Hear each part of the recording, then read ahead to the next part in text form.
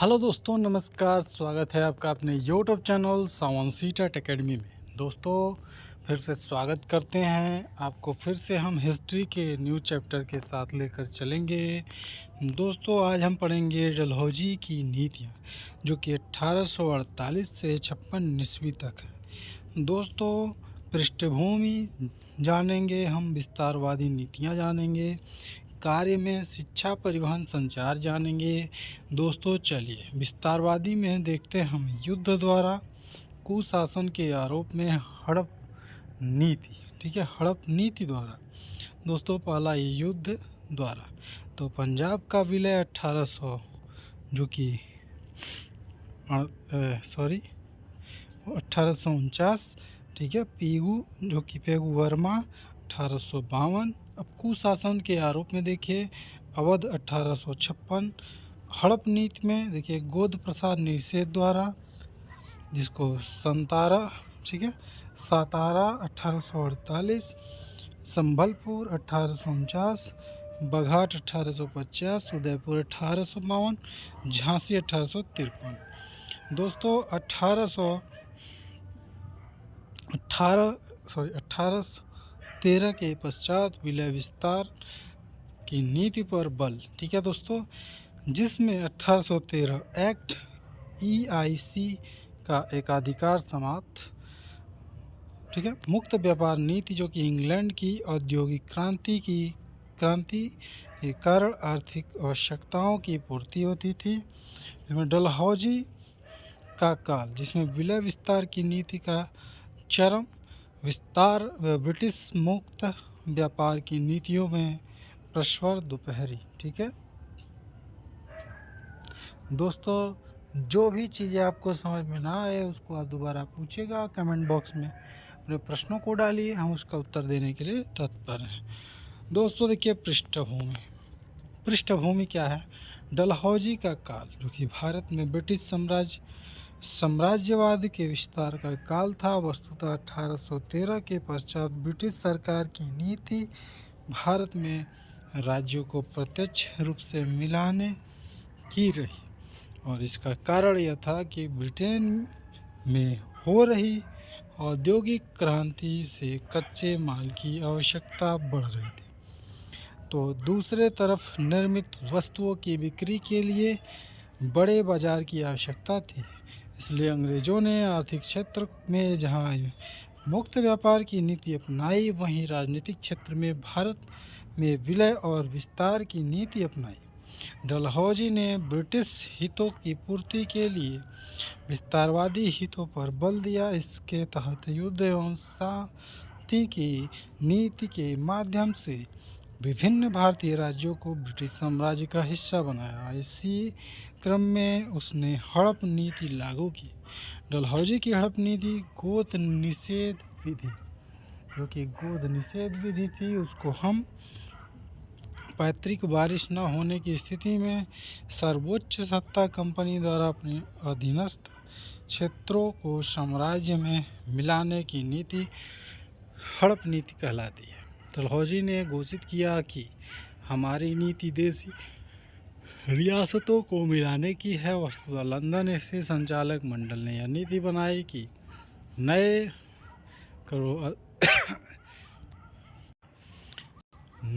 करों ठीक है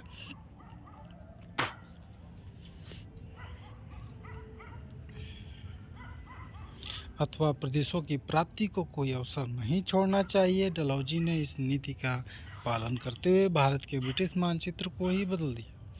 दरअसल इस समय इंग्लैंड में औद्योगिक क्रांति चल रही थी और मुक्त व्यापार की नीति लागू थी। इंग्लैंड में औद्योगिक आवश्यकताओं की पूर्ति के लिए डलहौजी ने भारत को गोद निषेध नीति लागू कर विस्तार किया। कंपनी ने दावा किया कि जिस तरह मुगल सम्राट सर्वोच्च मुगल अधिकार रखता है, उसी तरह कंपनी भी रखता है। इस आधार पर कंपनी ने राज्यों को मिलाने की नीति अपनाई।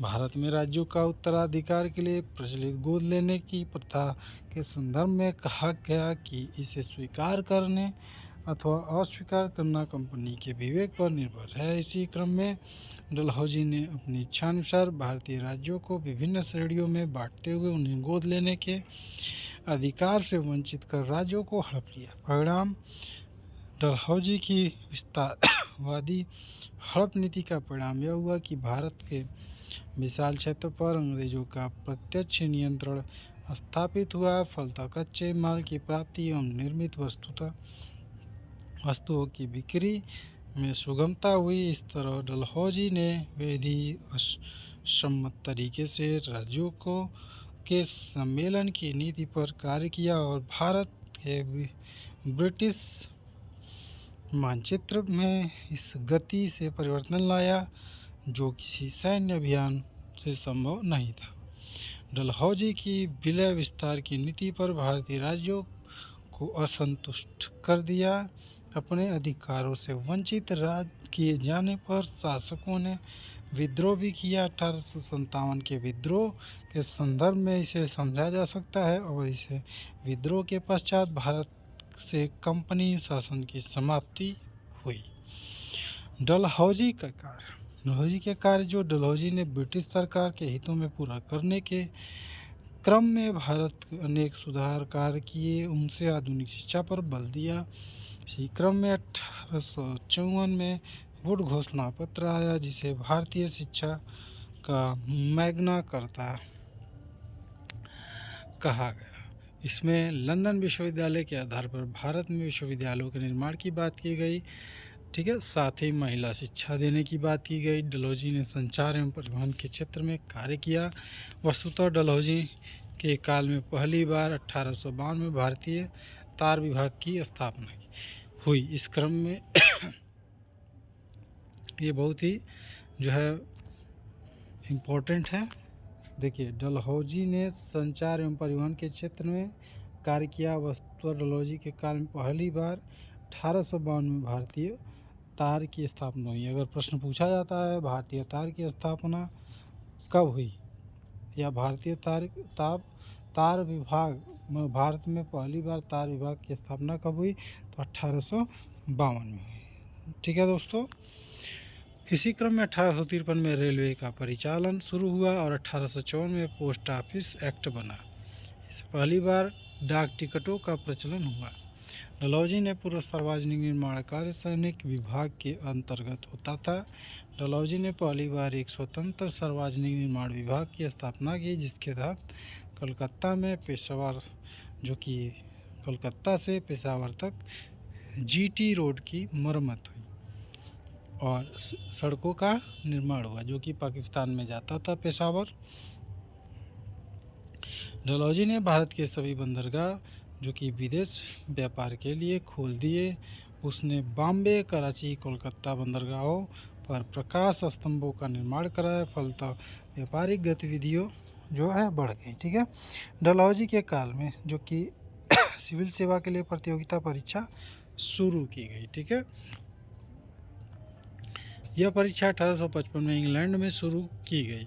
डलहौजी ने इन सुधारों के आधार पर उसे आधुनिक भारत का निर्माता कहा जाता है। वस्तुतः डलहौजी ने विभिन्न क्षेत्रीय राज्यों को ब्रिटिश राज्य का हिस्सा बनाकर भारत के राजनीतिक एकीकरण किया और साथ ही शिक्षा, संचार, डाक, तार व्यवस्था, रेलवे का परिचालन कर आधुनिकता की नींव डाली। किंतु उसका यह कार्य ब्रिटिश औपनिवेशिकों से परिचालित था। इसमें ब्रिटिश का ही फायदा था। ठीक है, पहले हमको क्या मतलब था डाक या किसी चीज़ का, क्योंकि हमारे लोग तो बाहर और दूर रहते नहीं थे। जो दूर रिश्तेदार रहते भी थे तो हम लोग जाके मिल लेते थे। हम लोग को डाक का कार्य था नहीं। डाक का कार्य इनको इसलिए था कि ये एक जगह से दूसरी जगह इनका काम कैसे होता। ठीक है, अब दोस्तों हम अगले जो है ब्रिटिश आर्थिक नीतियाँ कल पढ़ेंगे। और दोस्तों डलहौजी के कार्य जितने थे इसके बारे में मैंने आपको बता दिया। अगर दोस्तों कोई भी दिक्कत आती है तो आप हमारे यूट्यूब चैनल के कमेंट बॉक्स में प्रश्नों को डालिए जिसका उत्तर देंगे। दोस्तों अगर वीडियो पसंद आए तो लाइक शेयर सब्सक्राइब करें चैनल को। चलिए मिलेंगे अगले वीडियो में, तब तक के लिए जय हिंद दोस्तों।